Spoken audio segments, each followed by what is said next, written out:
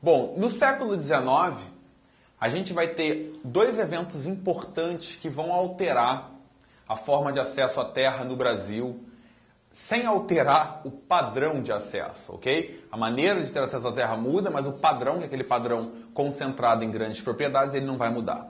O primeiro vai ser o regime de posse livre, que não vai ser instituído oficialmente, mas em 1822, quando ocorre a independência do Brasil, Portugal perde esse direito de determinar que o acesso à terra seria apenas através da doação de Seis Marias. Resultado, não existe uma legislação específica que regulamente a forma de acesso à terra no Brasil. O que significa que, se não há uma regulamentação, as pessoas se apossavam, se apoderavam livremente das terras no Brasil. Lembrando, assim, que a gente tinha aqui alguns grandes proprietários que vão expandir suas propriedades. O litoral, que era a parte mais valorizada, já praticamente toda ocupada. Então, assim, as terras que sobravam eram terras do interior. Em um momento em que você não tinha uma infraestrutura de transporte. Aliás, eu não sei nem se tem hoje em dia, mas tudo bem, vamos esquecer isso.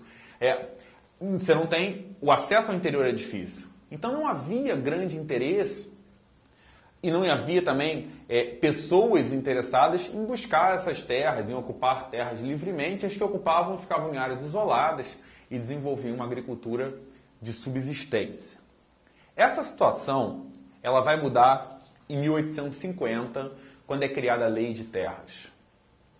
Preste atenção nisso, porque a criação da Lei de Terras ela tem algumas características importantes e alguns termos importantes que podem aparecer na sua prova do vestibular. Primeira coisa, a Lei de Terras ela estabelece que o acesso à terra só se daria através da compra. A pessoa só poderia ter terra através da compra dessas terras.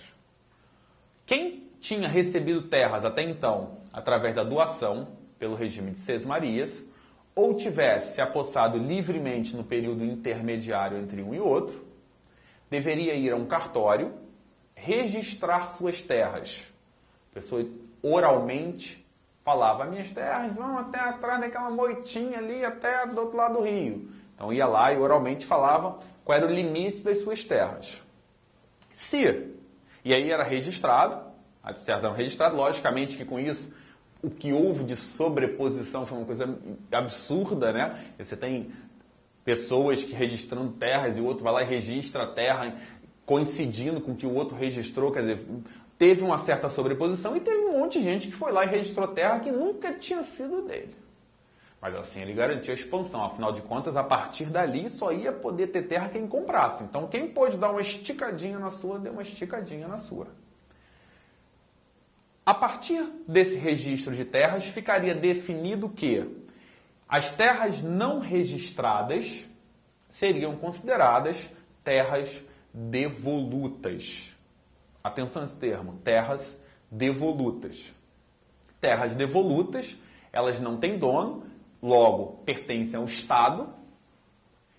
E o que o Estado fazia? Utilizava parte dessas terras devolutas para serem vendidas através de leilões que eram feitos com a perspectiva de arrecadar recursos para o Estado. Gente, com o estabelecimento de que a única forma de acesso à terra seria compra e venda, com a obrigatoriedade do registro das terras, o valor da terra subia. O resultado disso é que só poderia ter acesso à terra quem tivesse recursos para isso. Até porque a terra estava se valorizando. Por que essa lei de terras foi criada nesse momento? Porque esse era um momento de transição do trabalho escravo para o trabalho livre. As leis que restringiam a escravidão no Brasil, elas vinham aparecendo e cada vez mais diminuindo a oferta de escravos. O que significava que o valor, o custo de ter um escravo aumentava muito. Ao mesmo tempo em que ocorria um aumento no valor, no custo de se comprar um escravo, né, chegava a custar quando em 1850 foi assinada a Lei Eusébio de Queiroz, um escravo já chegava a custar o equivalente a um carro popular, um Fusca. Quer dizer, é uma grana, é um investimento. E havia uma preocupação por parte dos novos fazendeiros, num contexto de expansão agora da cafeicultura que havia surgido no início do século XIX, concentrada principalmente na região do Vale do Paraíba, baseada na mão de obra escrava, ocupando as encostas do Vale do Paraíba, onde gradativamente os solos foram se esgotando e aos poucos essa produção foi se expandindo em direção a São Paulo, em direção ao oeste paulista.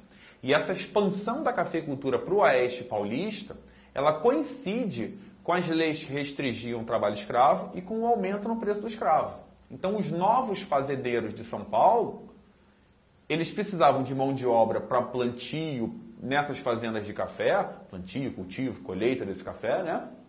E ter escravo significava ter que fazer um investimento muito alto. O que significa que, pouco a pouco, vai se optar não mais pelo trabalho escravo, e sim pelo trabalho livre. Gente, além de ser caro ter um escravo, ainda corria o risco de logo ser assinada uma lei de abolição. E aí imagina, o cara gasta uma grana para comprar escravo e de repente acabou a escravidão. Ia ser um enorme prejuízo. Então, vai se optar no oeste de São Paulo pelo uso do trabalho livre. O que significa que a gente tem escravos libertos cada vez mais, escravos que vão ficando mais velhos e ganham sua liberdade. E trabalhadores livres que chegavam da Europa. Lembra que eu disse que o governo leiloava terras devolutas? Parte desse dinheiro era para pagar a vinda de europeus para o Brasil. A Europa passava por um momento de crise, principalmente a Itália, de superpopulação. E aí o governo pagava a viagem de italianos para o Brasil na perspectiva de fornecer mão de obra, enquanto trabalho livre, para essas novas fazendas de café do interior de São Paulo. Então havia uma preocupação de restringir o acesso à terra por parte desses imigrantes que chegavam e por parte dos escravos livres. Então a lei de terras ela é uma estratégia para valorizar a terra, evitando que essa terra fosse apossada pelos trabalhadores que chegavam ao Brasil, que deveriam chegar para trabalhar para os fazendeiros de café, ou por ex-escravos. Então, dessa forma, valorizando, tornando ela uma mercadoria, mantinha-se ela concentrada nas mãos de um pequeno número de grandes proprietários que formavam uma oligarquia nacional. Então, aqui a gente tem origem do padrão de ocupação baseado na grande propriedade. E aqui a gente tem a manutenção desse padrão de ocupação baseado também na grande propriedade. A atividade cafeicultora ela vai ser a principal atividade até a década de 1930, 1929, 1930, quando a gente tem a crise internacional causada pela quebra da Bolsa de Valores. Isso afeta a economia agroexportadora. Ali a gente tem uma ruptura e a partir dali a gente vai começar a falar em industrialização. A cafeicultura ela vai perdendo a sua importância, porém, no espaço agrário, a gente vai observando cada vez mais transformações que vão levar à sua expansão. Então vamos em frente.